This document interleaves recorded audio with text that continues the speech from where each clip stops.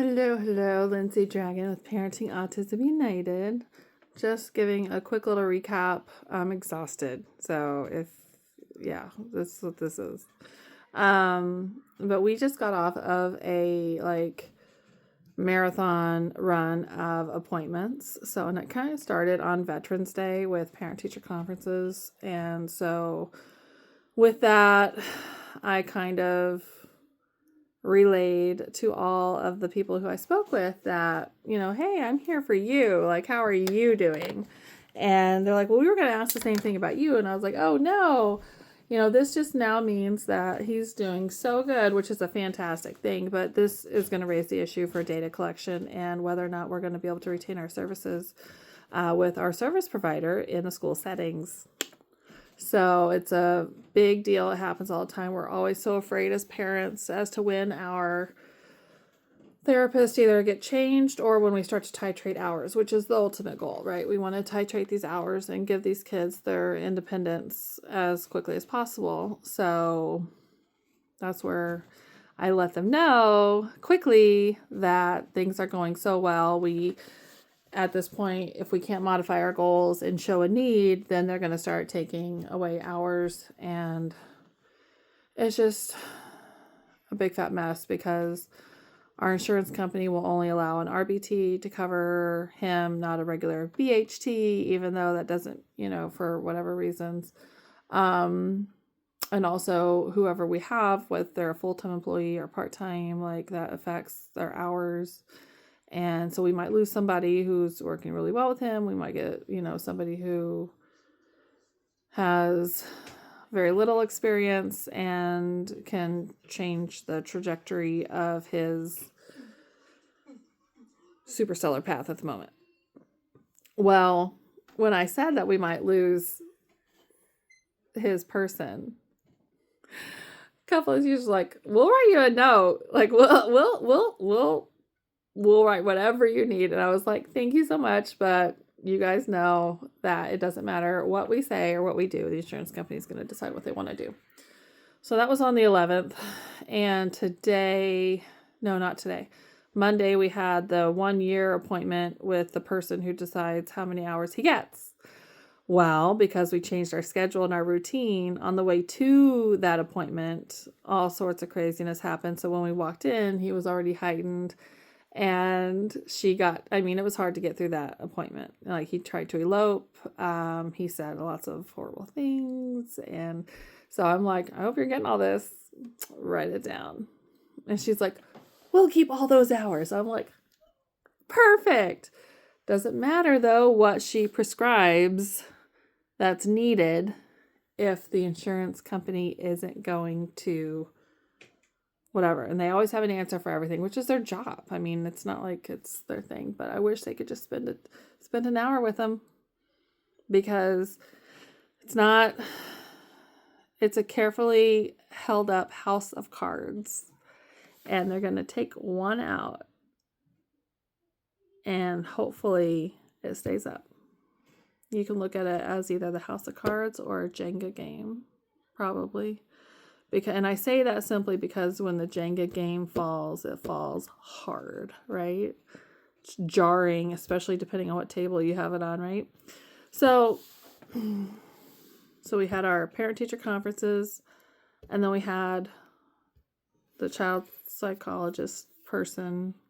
There's just too many to keep track, and you'll see why. Who describes how many hours that he gets. So we had that on Monday. Today, we had another meeting with his BCBA, and that's where we were going over all the his data is fan-freaking-tastic.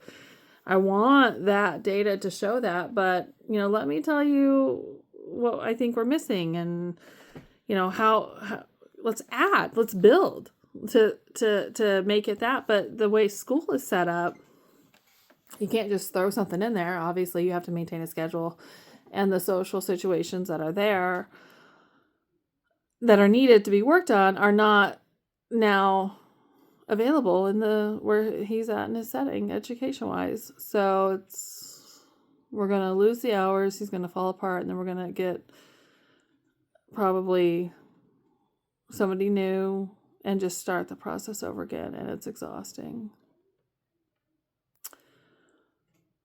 So now I just got off another meeting. They left at 2. They had a telehealth appointment at 2:30 with our doctor, our pediatric psychologist, Dr. Chalman from Geisinger ADMI. And I just kind of regurgitated everything that we talked about in all those other meetings.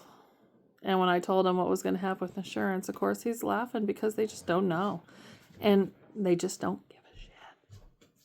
They just don't care. So now he's saying that they'll probably want to transfer some of these hours at home. Well, people don't work at night. Not only that, as far as a typical therapy, session, but also, these kids hold it together all day at school. So when they get home, a lot of that is like, dude, let it go. You want to flap until you fly up to Mars? Go ahead. And he ends up having a mosh pit in the freaking bathroom because he's running back and forth stimming. And I'm like, that's cool. You do you. I hate that saying. Hate it with a passion, but it works in too many freaking places. We let him be himself. We let him let go. And it's always, his afternoons are always much harder than his mornings, which is why we do general education classes in the morning settings, because that's when he's more focused. So if I was to do more therapy after school, it's not going to happen. And that you're cutting into the homework time for the other sibling. You're cutting into making dinner, any type of outside activity for his sibling, right? So there's that. You have the dog. You got snacks. You got things that are, it's a nightmare. So then another option is to maybe do like a half day on like a Friday and have those hours be at home. Well, now you're fucking with my work schedule. I'm going to lose money. Possibly a place, you know what I mean? Like, it's not just like, let's just do, just do it. Just do it. And it's like, get bent.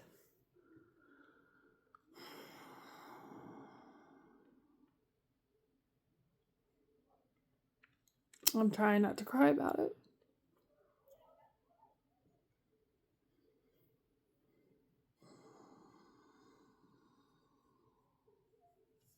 Because they're going to take away his person. And then the school probably isn't going to have somebody for him because there's already not an aide in there or a para in his room. So there's not help. And that's for so many classrooms, not just his. It's this hugely understaffed area. So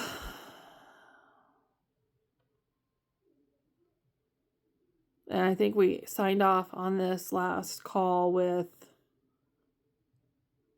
like, get your popcorn ready.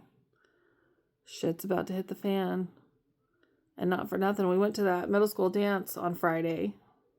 Tons of things were brought to my attention there.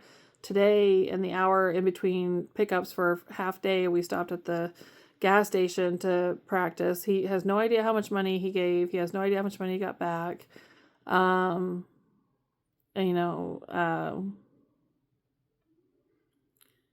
There's just a lot to work on and not enough time to do it where they're going to approve hours. And then what happens in the summer? I had a whole summer program ready, but it's with help. It's supposed to be with help.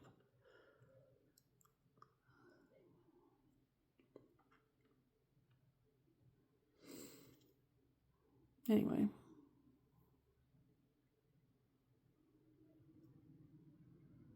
I need like 4 of me. So it's going to be a fun next 6 months. So we'll see how it goes, but everyone have a happy Thanksgiving. I'm going to have my drink tonight. But it'll all work itself out. It always does. And he can do it. It's just going to be rough for everyone. But we can do it. All right.